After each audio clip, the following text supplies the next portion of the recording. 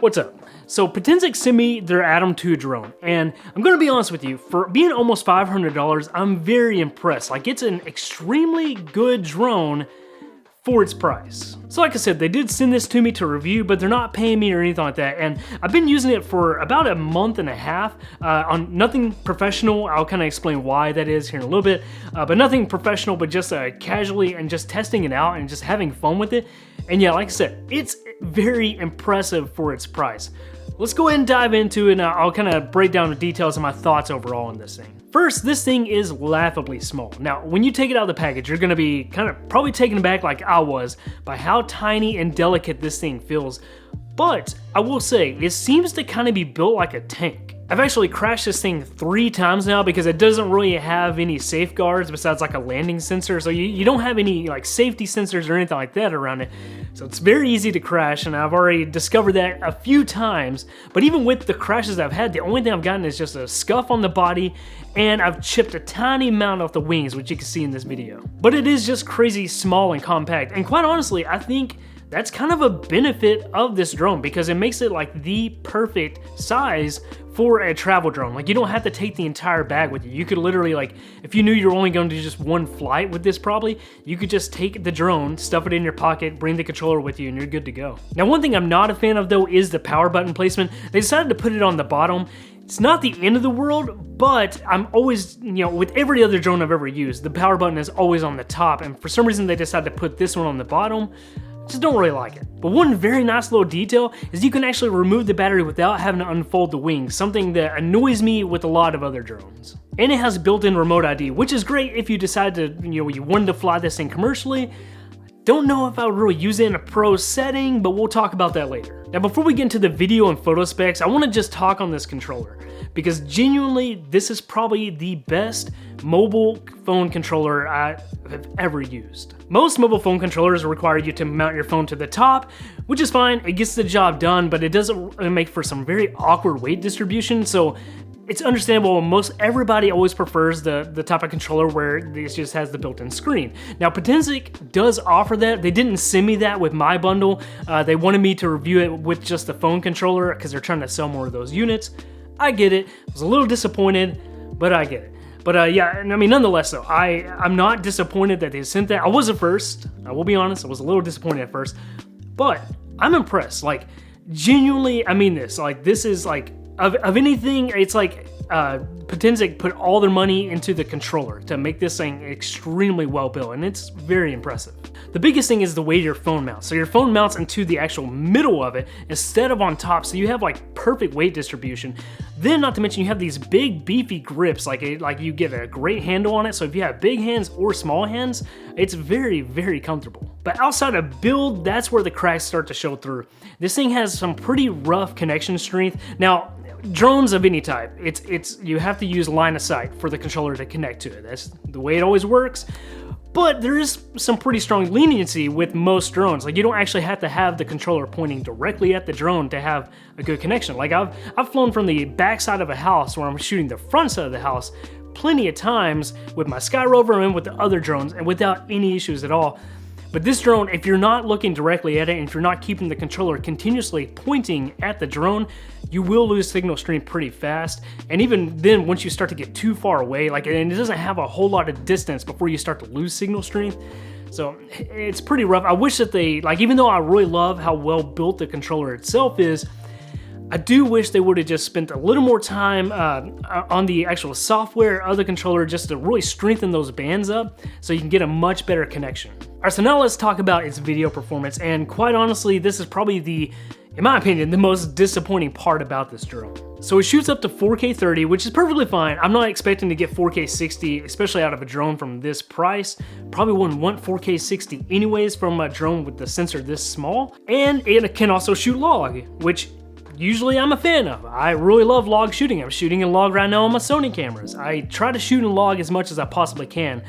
But this is like the prime example where just because something can shoot log doesn't mean you should. Now it is shooting in 10-bit color. I can't tell, I'm pretty sure it's 420 instead of 422 though, just because like color grades okay, but just not fantastically. Like it definitely doesn't start to break apart, but just is not as flexible as an actual 10-bit 422 image. But if you're wanting to try to match this to a specific camera, or you're trying to match this maybe even just like to another drone, you're gonna have a lot of post-processing work. Like it's gonna take some time because like the image that comes directly out of it is, in my opinion, just not good color-wise. Now let's go to the AI auto track. Now the AI auto track, when it works extremely well, and it does usually stay pretty locked onto your subject. If you're focusing on like a human or probably like an animal, like I've used it on my horses, and it seems to lock onto them pretty well. Something that's a moving like or maybe a organic object, how about that? It seems to lock on perfectly fine. But for me, especially because I shoot a lot of real estate, like I really need the subject tracking to lock on the houses. With other drones, I've never had an issue with that. I can just draw a box around the house and it locks on. With this drone, it rarely wants to lock on to things like that, like houses. Usually cars are fine, but if it's a kind of just an inanimate object, it really struggles to understand what you're trying to lock onto. So I guess it's probably just really not made for that, or they don't really intend for it to be used that way. But for me, like, especially if you're wanting to get this for like some type of real estate footage or something like that, if you're hoping to have that feature and it work for you, it's gonna be a struggle bus. There's also just the missed opportunity of this not having vertical shooting. I know that would require a bit of a different gimbal system from what this has, but I think a drone like this probably would appeal mostly to people that need vertical shooting. Like I think this is gonna be more for people that wanna post social content, right? Like especially even if you're just traveling or like you're not really into photography, you're probably gonna wanna shoot some video and post it on social, and most people are shooting things like that in vertical content. So really think a drone like this needs to have vertical shooting for it to be like a must-have option. But ultimately with video, I would just say that this is really not ideal for professional use. Could you use it? Sure. I mean, depending on the situation, you could probably use anything professionally if you wanted to. I don't think I would rely on this, and I wouldn't want to put my trust in it, especially if I'm banking on I need some good real estate footage. All right, so enough about video, let's talk about photos. Now this thing can shoot up to 48 megapixel photos. And I'm gonna be honest with you, the photos on this are actually crazy good. I really just love the colors that are coming around the raws. You can see in these couple images here, I used some presets from Jared Polin, and they just look awesome. Like I didn't have to tweak them at all. I could have gone in and done some more work to them, but just slapping those presets on there, I think they look really good, and it handles the colors extremely well without breaking apart. The only true issues I've had with photos is still, there's a little bit of out of focus issues going on still, like, but not with everything. Some things actually did lock in on pretty good focus, but then just in general, like on these like wider shots of like a house or a building, still slightly blurry. Don't know what's going on, but it's still slightly blurry. You know, a little bit easier to fix with photos than it is with video.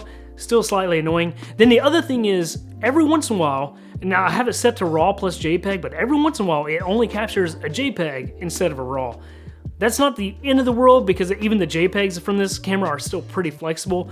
But when I'm shooting RAW plus JPEG, I really want my RAWs. Like I want to be able to edit my photos, so it's a slight bit of annoyance. But ultimately though, I would say that professionally, if you wanted to use this as a photo drone, I think you could get some great results out of it, and I think it actually is usable, especially if you want to get some prints. You should be able to get some beautiful prints from this drone. Now the batteries are an interesting case here. First, they charge insanely fast. So if you bought the Flymore bundle, whatever, you know, just like with every drone, you get 3 batteries, you get a charging case. This one actually comes with a proprietary like barrel charger. It's not really proprietary, I guess, but it is a barrel charger instead of being USB-C like most things are. And when you're using the charger that came with it, they charge insanely fast. And another thing I really love is it actually charges all 3 batteries at once.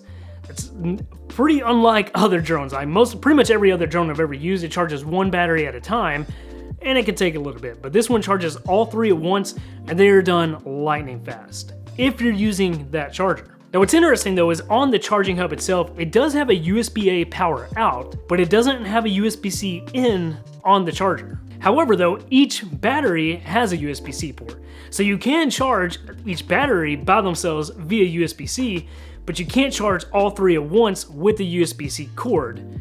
You have to use the charger that came with it. I don't really know why they did it this way. I mean, It's not the end of the world. It's just kind of annoying you always have to carry this extra charger with you if you want to charge them in the charging station.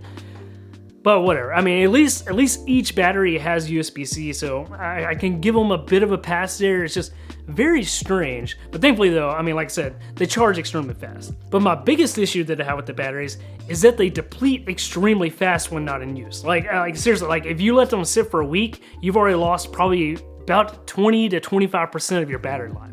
Very concerning for how, I mean, this thing is brand new. Like I've only used it for a month and a half and it's already that way.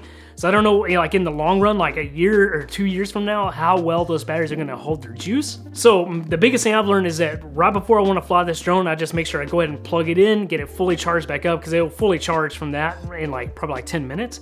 So to let it just get fully charged back up and you're good to go. So for its price, this is an insanely fun drone to have. Like, I mean, especially if you just have like an extra 450 bucks or whatever burning a hole in your pocket and you already have a drone, maybe you just want a just in case backup drone or something like that. I think this is a perfect option to get. Like it's solid for its price. I can definitely say that, and I will give it a lot of leniency because of its price. Now it's definitely far from perfect, and really this is probably just aimed more at hobbyists.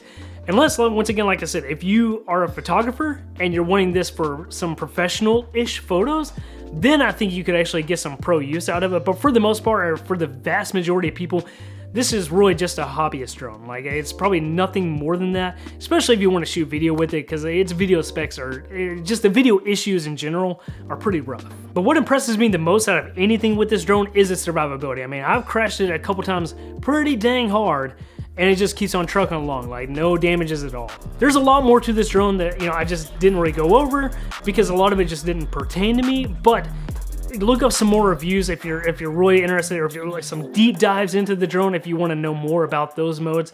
But ultimately though, I think like if you have the extra money burning in your pocket, I think it's worth the pickup. Just don't expect to get professional level results out of it, or you're going to be a little bit disappointed. Anyways, guys, if you want to check it out, click the links down below. Potensic, thank you so much for sending this out to me. I had a lot of fun with it, and I'm hoping to continue having some more fun with it, and hopefully I don't break it anytime soon. Anyways, guys, thank you for watching.